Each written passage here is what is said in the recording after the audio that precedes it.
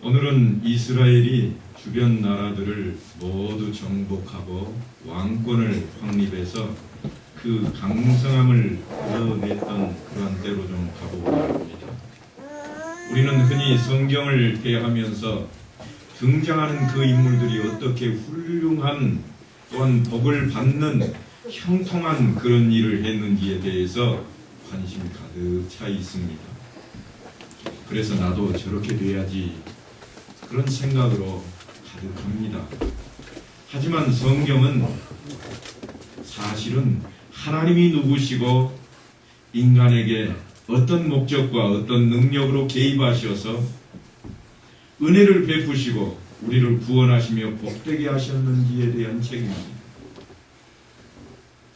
어떤 사람이 훌륭하다, 그 사람 닮아라, 성경이 그것을 요청하고 있지를 않는다고 하는 것입니다. 만약 그렇다고 하면 어떤 사람은 눈물의 선지자 엘리야를 닮아서 날마다 울고 또 울어야 될 것입니다. 어떤 사람은 수냄 여인이 복받은 사건을 인해서 지지리도 못나게 가난하게만 살아야 될 것입니다. 하지만 성경은 그런 것을 원하는 것이 아닙니다. 성경에 기록된 어떤 인물을 닮아야 된다고 하는 모범도 있겠지만 그것보다는 오히려 하나님에 대해서, 하나님이 과연 어떤 분이신가, 이런 사람마저도 들어서 이렇게 사용하시고 저런 사람마저도 사용하셔서 이렇게 훌륭한 인물을 만들어내신 그러한 분이시라. 그래서 하나님의 섭리에 관해서 기록해놓고 우리를 통해서 그 섭리에 따르도록 하고 있는 것입니다. 오늘 내용도 사실은 다윗이 하나님의 은혜 아래 있고 하나님의 복주심 속에서 인도함을 받고 있지만 성경이 바라는 길에서 어떻게 벗어나고 실수하는가 하는 대목입니다. 본문 13절에 보면 다윗이 에돔에 수비대를 두매 에돔 사람이 다 다윗의 종이 되니라. 다윗이 어디로 가든지 여호와께서 이기게 하셨더라 하고 말씀하고 있습니다. 지금 다윗은 하나님의 은혜 가운데 있는 사람입니다. 하나님께서 복을 주시는 것이 사실입니다. 그런데 그것은 다윗 왕이 훌륭해서가 아니라 사무엘상에서부터 우리가 지금까지 쭉 살펴온 바로 보면 사울왕과 비교해서 확인해 볼 때 다윗이 훌륭해서 그랬다, 그런 것은 결코 아닙니다. 여러 시간에 걸쳐서 우리가 확인한 것이 무엇인가 하면 사울의 실패는 사울이 하나님의 은혜 밖에 있는 사람이요, 다윗이 승리한 것은 그가 하나님의 은혜 안에 있는 사람이기 때문이었습니다.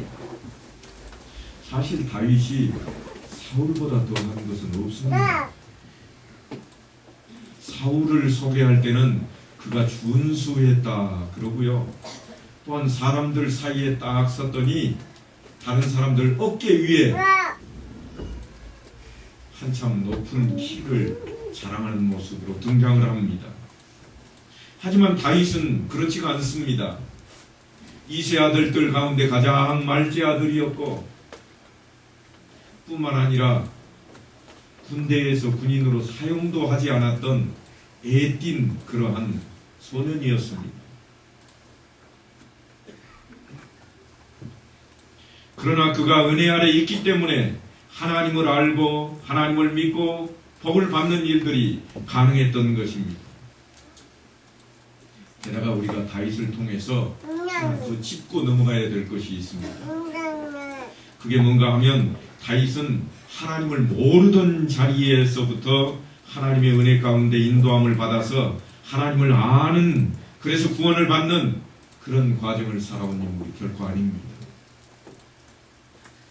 다윗은요, 이미 하나님을 알고 있었습니다. 그래서 그가 믿고 있는데 믿음의 본질이 틀려 있는 사람으로 지금 성경이 거듭거듭해서 우리에게 보여주고 있는 겁니다.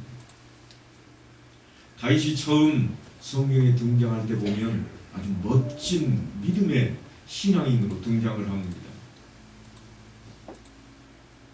그가 믿음으로 골리앗 앞에 섰던 그러한 인물입니다.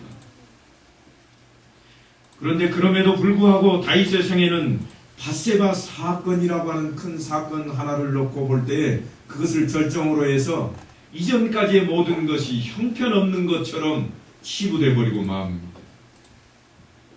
그래서 성경은 다윗의 모든 인생을 재평가하기를 원하고 있습니다.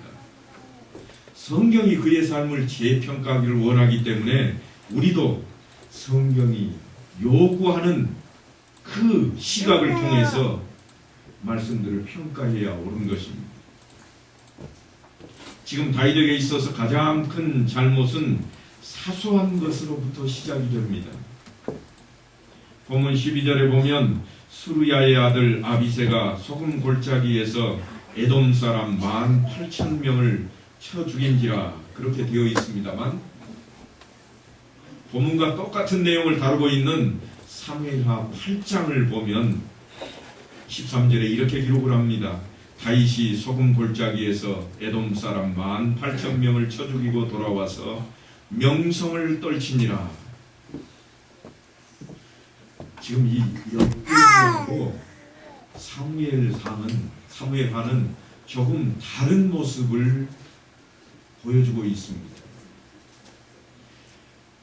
이 역대상이나 역대하는요, 왕들의 역대 지략을 다루고 있기 때문에 정사를 다루고 있습니다. 그래서 왕들이 잘한 내용만 기록을 하고 있는데, 사무엘 상하로 돌아가면 왕들의 잘못된 모습을 트집을 잡습니다. 선지자를 통해서 저들이 무엇을 잘못했는가 꼬집어내고 있다, 그런 말씀입니다. 그래서 오늘 사무엘하로 돌아가 봤더니 다윗이 하나님의 은혜로 인해서 영웅이 되고 있는데, 그런데 그것이 사무엘하 8장의 가장 큰 문제라고 하는 것입니다. 무슨 말씀인가 하면 다윗이 하나님의 사람으로 하나님의 통치에 순종하며 하나님의 영광을 드러내는 그러한 삶을 살기보다는 하나님께서 그의 후견인이 되고 배후 세력이 되어서 승리하는 영웅이 되어가고 있다고 하는 것입니다. 이것이 무슨 차이인가 하는 것은 출애굽기 17장을 보면 우리가 좀 쉽게 이해할 수가 있습니다. 출애굽기 17장은요, 마사의 사건 혹은 무리바 사건이라 그럽니다. 그 정도 되면 뭐 벌써 여러 번 말씀을 들었기 때문에 이해들을 하실 겁니다. 이 사건은 이스라엘 백성들이 애굽을 떠나서 광야길로 들어섰다가 마실 물이 없어서 불평을 하고 하나님께서 반석에서 물을 내어주신 일인데, 이것을 이스라엘 백성들이 하나님을 시험한 것이라 성경이 그렇게 기록해 놓았습니다. 7절에 보면 이렇게 말씀합니다. 그가 그곳 이름을 마사 또는 무리바라 불렀으니 이는 이스라엘 자손이 다투었으며, 또는 그들이 여호와를 시험하여 이르기를 여호와께서 우리 중에 계신가 안 계신가 하였음이더라. 이스라엘 백성들이 하나님을 시험합니다. 시험에는 세 가지가 있는데요. 첫 번째 시험은 하나님의 시험이 있습니다. 하나님께서 시험하시는 것, 가장 대표적인 것이 무엇인가 하면 하나님께서 아브라함을 통해서 네 아들 이삭을 제물로 드리라 하는 시험입니다. 하나님께서 내 믿음이 어디까지인가 보고 싶다 하는 것이 하나님의 시험입니다. 둘째 시험은 사탄의 시험이 있는데, 이것은 유혹입니다. 우리를 끊임없이 유혹하고 또 유혹해 드립니다. 그 정도쯤은 괜찮아, 이런 것쯤은 괜찮아 하고 끌어들이는 시험이 바로 유혹입니다. 세 번째는 우리 인생들을 통한 시험이 있습니다. 그게 뭔가 하면 우리가 스스로 만들어내는 시험입니다. 하나님 계신지 안 계신지 한번 보자. 내가 기도했는데 들어주시면 하나님이 있고, 들어주시지 않으면 하나님이 없겠다고 생각을 하는 것입니다.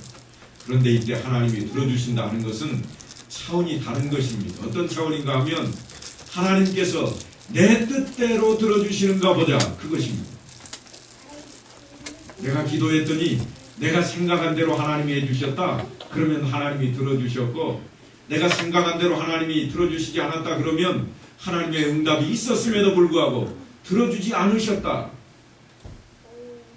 그렇게 시험하는 것입니다.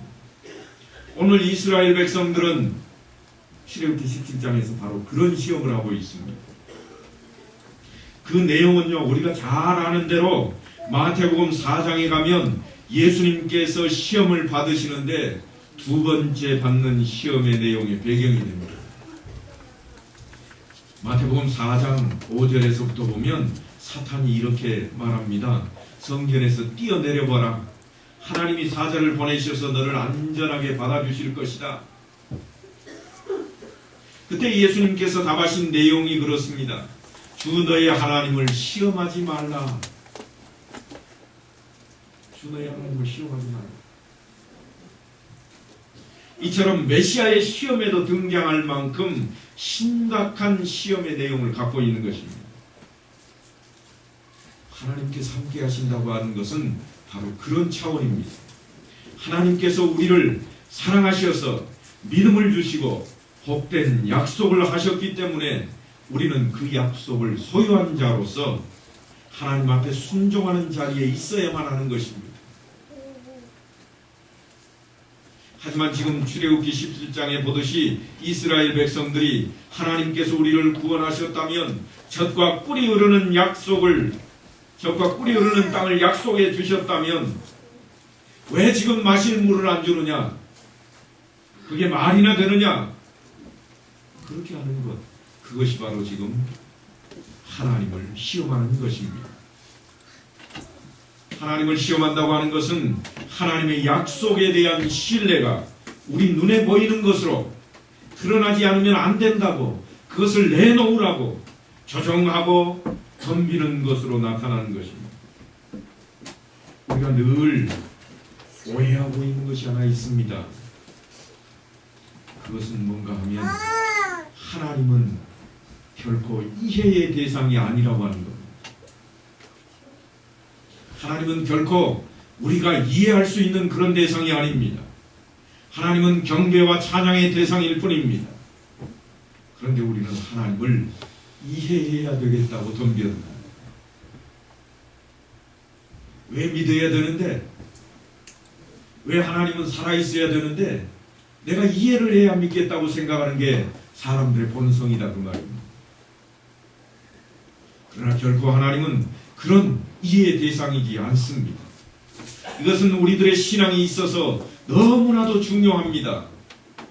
이 문제를 조금 확대를 해보겠습니다. 하박국 선지자가 외친 말씀을 보면 하박국 2장 3절로 4절까지 이렇게 말씀을 합니다. 이 묵시는 정한 때가 있나니 그 종말이 속히 이르겠고 결코 거짓되지 아니하리라. 비록 더딜지라도 기다리라. 지체되지 않고 반드시 응하리라. 보라 그의 마음은 교만하며 그 속에서 정직하지 못하나 의인은 그의 믿음으로 말미암아 살리라.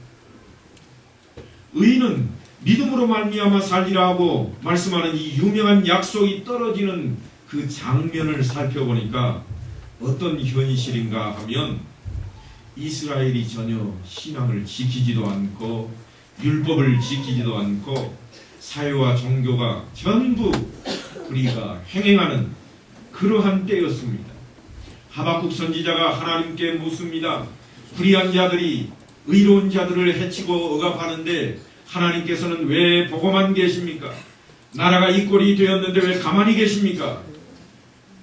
그때 하나님께서 너는 놀랄 일을 보게 될 것이다. 내가 갈대아 사람들을 일으킬 것이요 바벨론 사람들을 일으켜서 이 나라를 전부 초토화시켜버리겠다. 이 나라가 멸망하고 모든 백성들이 그들의 포로가 되어버리고 말 것이라. 하박국 선지자가 깜짝 놀랍니다. 그래서 아니 하나님 그러면 이스라엘은 왜 선택하셨고 이 백성을 통해서 하나님이 영광을 받으시고 전 세계에 허락할 구원은 과연 어찌 되는 것입니까? 하고 질문을 했더니 하나님께서 그때에 이 대답을 하시는 겁니다. 의인은 믿음으로 말미암아 살리라. 우리가 상식적으로 생각할 때 의인은 믿음으로 산다 그러면 하나님의 백성들은 믿음을 가지고 스스로를 격려하며 인내해야 된다고 그렇게 이해하기 쉽습니다. 그러나 이 말씀은 보다 의미심장합니다. 성경에서 의라고 하는 이 말은 하나님과의 관계가 정상적인 것을 말합니다. 하나님을 떠나 있고 하나님을 배반하고 하나님을 섬기지 않는 때를 가리켜서 의라고 말하지를 않습니다. 하나님과의 관계가 정상적인 것을 의라 그러고 그 정상적인 관계를 가지고 있는 사람을 가리켜서 의인이라 그러는 것입니다. 그리고 믿음으로 산다 하는 것은 성실하게 사는 것을 말합니다. 그러니까 하나님과의 관계가 정상된 사람들이 그 관계를 성실하게 지키며 사는 것입니다. 하지만 이 문제는 우리에게 있어서 그렇게 쉬운 일이 아닙니다. 그럼에도 불구하고 이 말씀이 로마서 1장 17절에서 예수 그리스도의 오심으로 허락된 구원의 약속, 그 복음을 설명하는 서두의 자리를 잡고 있습니다. 예수 그리스도로 말미암아 허락된 복음이 의인은 믿음으로 말미암아 산다고 하는 하나님의 약속이 실현된 것이라고 인용해서 등장을 하고 있는 것입니다. 그래서 복음에는 하나님의 의가 나타나서 믿음으로 믿음에 이르게 하나니 기록된 바 오직 의인은 믿음으로 말미암아 살리라 함과 같으니라 그랬습니다. 의인은 믿음으로 말미암아 산다 하는 것이 예를 들면 데살로니가전서 5장 16절 이하에서 보는 것처럼 항상 기뻐하라, 쉬지 말고 기도하라, 범사에 감사하라 하는 말씀을 그냥 읽기만 하면 우리의 삶이 바뀌어 버린다고 생각하는 그런 모습이 우리에게 있습니다. 그래서 성경 읽는 것도요, 내가 5도겠습니다, 내가 7도겠습니다 그러면 나는 이제 항상 기뻐하고 쉬지 않고 기도하고 나는 범사에 감사하는 사람이 되어버린 것처럼 그렇게 생각을 한다 그 말입니다. 그러나 실제로는 그렇지가 않습니다. 내가 아무리 성경을 잘 읽고 잘 이해를 했을지라도 내 삶이 변화되지 않으면 그것은 다른 나라의 글이 되어버리고 맙니다. 물론 우리가 성경을 읽고 또 읽어야 됩니다. 왜냐하면 읽어야 알기 때문입니다. 하나님께서 이스라엘 백성들에게 율법을 주신 이유가 바로 거기에 있습니다. 율법을 주어야 이스라엘 백성들이 하나님의 법을 알기 때문입니다. 알아야 지킬 것이기 때문에 하나님께서 그들에게 율법을 주었습니다. 성경이 마찬가지입니다. 우리에게 성경이 주어진 것이 그와 같습니다. 우리가 알아야 하기 때문에 성경을 읽고 또 읽어야 됩니다. 그러나 읽은 것으로 끝나버리고 실천하지 않으면 아무 소용이 없는 것입니다. 우리가 그 말씀을 읽기만 하면 우리가 변화되어서 기뻐하고 열심을 내서 기도하고 힘을 다해서 감사하는 무슨 순한 논리가 된 것처럼 그렇게 되어버리고 맙니다. 분명 의인은 믿음으로 산다는 말에는 틀린 것이 없지만 그것이 성립되는 근거가 없이 순한 논리에 빠지는 데에 우리가 자리를 함께하게 되어버리고 맙니다. 말씀이 조금 어려운가요? 이걸 좀 쉽게 설명하면 이렇습니다. 나는 요새 좀 이상해. 믿음이 자꾸 흔들려. 그러면 옆에 있던 사람이 그럽니다. 기도해. 그래서 기도하면 믿음이 들어가는 것처럼 그렇게 말을 합니다. 그러면요 뭐라고 대답을 다시 하는가 하면 믿음이 안 가는데 어떻게 기도해? 그러면 또 뭐라고 답변하겠어요? 그럼 믿음 가져. 그런 거 아니겠어요? 말이 오고 가고 근거 없는 것만 가지고 주고받고 하는 거예요. 그것이 바로 순한 논리입니다. 그럼 근거가 무엇이냐? 믿음이 무엇에 근거하고 있고 기도가 무엇에 근거하고 있는가 하면 둘 다 그것 자체는 근거가 아니라고 하는 거예요. 무엇에 의해서 기도가, 무엇에 의해서 믿음이 그 자리매김을 하고 있는가 하면 바로 하나님입니다. 하나님의 하나님 되시는 것, 그것 때문에 믿음이, 그것 때문에 기도가 우리에게 성립되어야 된다 그 말입니다. 그러니까 나 요즘 믿음이 흔들리는 것 같아. 그러면 그냥 기도회가 아니고 하나님을 붙들어야 되는 것이요. 믿음이 없는데 어떻게 기도해? 그러면 하나님을 알아야 되는 것입니다. 그래야 믿음도, 그래야 기도 생활도 유지되는 거예요. 그래서 성경은 말씀하시기를 믿음은 들음에서 나며 그랬습니다. 늘 성경 말씀을 들어야 된다, 그런 말씀. 그래서 믿음, 그 관계의 유지와 성실함이 근거할 일을 하나님께서 베푸셨기 때문에 로마서 1장은 복음을 설명하는 자리에서 서두부터 복음에는 하나님의 의가 나타난다 그러고 있습니다. 복음은 하나님의 의요, 의는 믿음으로 말미암아 살리라 하는 것은 그것을 성취시키시고 구원하시는 분이 누구라고 하는 이야기인가 하면 하나님이다, 그 이야기예요. 믿음에는 하나님의 의가 나타나야 된다. 그렇지 않으면 헛것이라, 그런 이야기예요. 헛것을 믿고 있다, 그런 이야기가 되어버립니다. 하나님과의 관계를 정상적으로 유지하는 사람들에게 구원을 베푸심으로 의인이라고 하는 것이 예수 안에서 존재하게 된 것입니다. 우리가 믿음을 가졌다거나 우리가 기도해서 응답을 받았다고 할 때 내가 믿음을 지켰다거나 내가 기도해서 얻어낸 것이라고 하는 것이 결코 아닙니다. 그것이 아니라고 하는 것을 성경이 가르쳐주고 있는 거예요.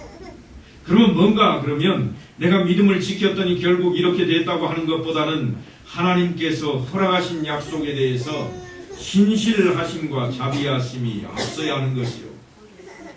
우리는 우리가 기도해서 무엇을 얻어냈다고 하는 것에 앞서서 하나님의 신실하심을 근거로 응답받게 되었다고 하는 것이 있다고 하는 것이요. 내가 하는 것 같지만 내가 하는 것이 아니라 그 이야기를 하고 싶은 겁니다.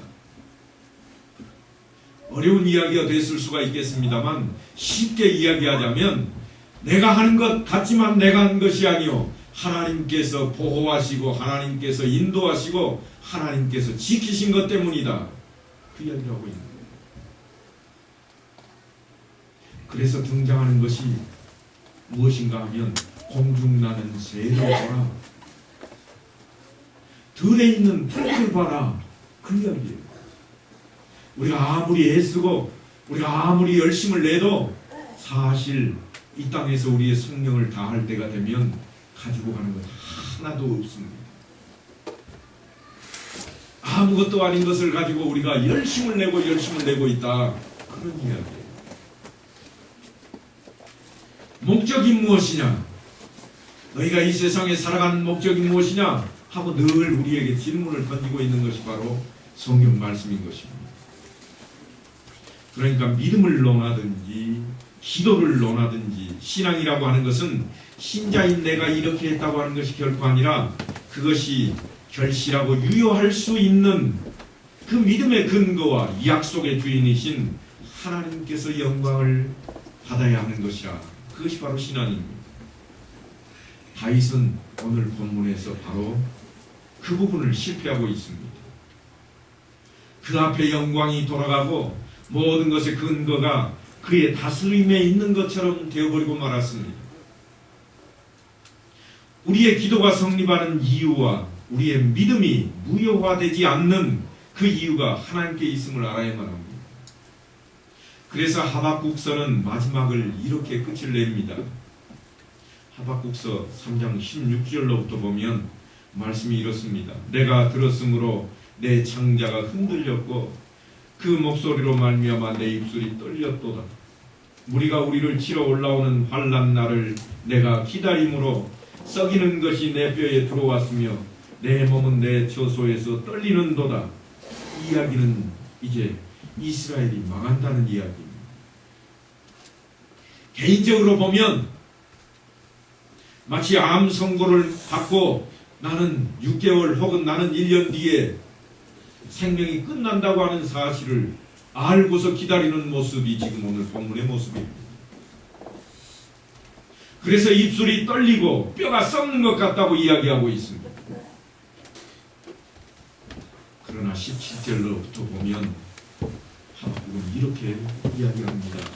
비록 무화과 나무가 무성하지 못하며 포도나무에 열매가 없으며 감람나무에 소출이 없으며 밭에 먹을 것이 없으며 우리의 양이 없으며 외양간에 소가 없을지라도 나는 여호와로 말미암아 즐거워하며 나의 구원의 하나님으로 말미암아 기뻐하리로다. 이것이 무슨 말씀인지 이해가 가십니까? 하나님은 바로 그런 분입니다. 이스라엘을 향해서 하박국이 외치는 이야기는 내일 모레 멸망한다고 할지라도 너희는 하나님을 인해서 기뻐해야 된다. 내가 3개월 후에 죽을 수밖에 없는 시한부 인생이라고 할지라도 나는 이 순간 하나님을 기뻐하노라. 그런 고백을 지금 하고 있는 것입니다.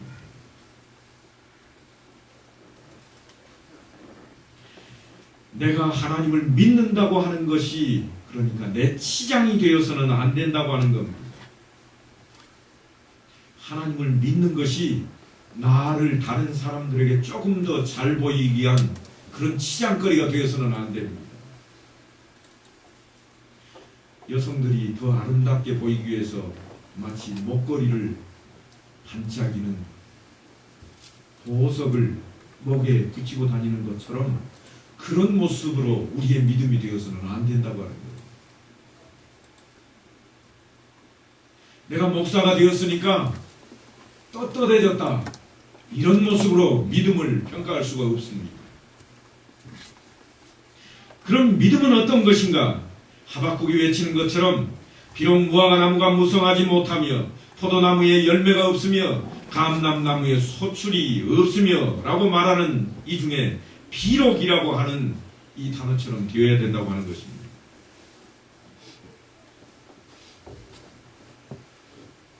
내가 아무것도 아니라고 할지라도 내가 오늘 죽임을 당할 수밖에 없는 자리라고 할지라도 나는 여호와로 말미암아 즐거워하며 나의 구원의 하나님으로 말미암아 기뻐하리로다. 이 하나님을 알며 이 하나님을 사랑하며 이 하나님을 섬겨야 하는 것입니다. 그것이 신앙입니다. 내가 예수를 믿기만 하면 복받아서 남의 논에는 다 멸구가 휩쓸고 지나가는데도 우리 논은 깨끗하고 남의 고추는 다 떨어져서 물러 터지는데 내 고추는 쌩쌩하고 그런 신앙이 아니라고 하는 거예요. 거꾸로 되었다고 할지라도 내가 그 하나님을 찬양하며 기뻐하며 감사하는 것이 신앙이라고 하는 것입니다. 이것이 우리의 신앙 고백이 될 때 우리는 시편 23편의 말씀을 외치게 될 것입니다. 여호와는 나의 목자시니 내게 부족함이 없으리로다. 무엇을 다 해주셔서가 아닙니다. 무엇을 풍족하게 해주셔서가 아닙니다. 하박국 선지자의 고백처럼 여호와의 하나님을 인해서 만족하는 것입니다. 지금 내가 가진 것을 만족하는 것입니다. 비록 조금 부족하다 생각이 되고 비록 조금 없다고 생각하는 지금 내 처지, 아니 쓰러질 것 같은 내 처지를 통해서조차도 하나님을 기뻐하고 감사하는 것입니다. 그렇게 되지 않으면 항상 기뻐하라. 그것을 이룰 수가 없습니다. 그렇게 되지 않으면 내 이웃을 용서할 수가 없습니다. 양보할 수가 없습니다. 더더군다나 용납하고 관용할 수가 없어져 버립니다. 왜냐하면 그것을 내가 챙겨야 되겠고 그것을 내가 가져와야 되겠고 그것을 내가 뺏어와야 되겠기 때문에 그렇게 되는 겁니다. 저 사람이 잘 되는 것보다는 내가 잘 돼야 되겠고 나는 가만히 있고 저 사람이 잘 되면 손해보는 것 같아서 축하조차 하지 못하는 그 모습으로 돌아가 버리게 된다고 하는 것입니다. 그런 모습이 내 안에 꿈틀거리거든 즉각적으로 우리는 이 말씀을 기억해내야 됩니다. 여호와는 나의 목자시니 내게 부족함이 없으리로다. 아니 한 발 더 나가서 비록 무화과 나무가 무성하지 못하며 포도나무에 열매가 없으며 감람나무에 소출이 없으며 하는 말씀을 끄집어내야만 합니다. 그래야 다른 사람이 조금이라도 잘 될 때 내가 축하하며 기뻐할 수 있고 박수 칠 수 있게 되는 것입니다. 다른 사람하고 맞부딪혔을 때 내가 조금이라도 양보할 수 있고 내가 내어놓을 수 있게 되는 것입니다. 세상에는요, 자린고비처럼 살아가는 사람들이 많이 있습니다. 10번을 같이 식사하는 자리에 가도 한 번도 자기가 대접하지 못하는 사람도 있습니다. 그는 늘 그렇게 생각합니다. 나는 아직 없이 사니까, 없으니까. 그러나 그것은 사실 그렇지 않습니다. 내 마음이 없어진 것 때문이요, 내 욕심이 점점 불어나는 것 때문이요, 바로 이 말씀을 깨닫지 못하기 때문입니다. 여호와께서 나의 목자가 되신다면 없는 것 중에도 우리는 감사할 수 있게 될 것입니다. 물론 이것을 우리에게 강요할 필요도 마음에 다그칠 필요도 없습니다. 다만 기독교 신앙의 정수가 무엇인지 안다면 자신의 욕심을 채우는데 믿음이라고 하는 그 이름으로 하나님을 뒤에 세우는 일은 없어야 할 것입니다. 내가 돈을 잘 벌어야 되기 때문에 하나님을 찾고, 내가 높은 자리에 올라서야 되기 때문에 하나님을 찾고, 내 명예가 드러나야 되기 때문에 하나님을 찾는 그러한 일은 없어지게 될 것이라고 하는 것입니다. 하박국의 신앙 고백이 우리의 신앙 고백이 되고, 다윗의 실수가 우리에게 교훈이 되어서 진정한 믿음의 소유자가 다 되시기를 간절히 축원합니다.